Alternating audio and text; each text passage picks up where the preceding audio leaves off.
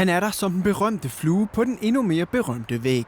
Jeg prøver at lave nogle backstage-videoer, som kan give lidt indblik i, hvordan den virkelige verden af et cykelhold det ser ud. When he arrives, can you go like a bit further out here? Under hele Vuelta a España følger Jesper Riis cykelholdet rundt med sin iPhone, filmer og klipper små indslag til holdets egen YouTube-kanal.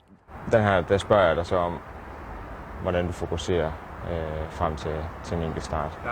Jeg er så heldig, at jeg er jo ret insider, så jeg må komme ind på værelserne uden at skulle spørge alt for mange gange. Og så har de rytterne også et roligt forhold til mig. Mekanikerne kender jeg, og soigneurs kender jeg. Vil du ikke sige det med skoen så? Jo. Initiativet er lanceret af cykelholdets storsponsor Saxo Bank, som gerne vil give et indblik i, hvor meget der foregår i kulisserne på et af verdens allerstørste cykelhold. Der er mange detaljer i det der, som jeg synes, man kommer rundt omkring, ikke? Fordi det er ikke kun at køre op ad bjerget.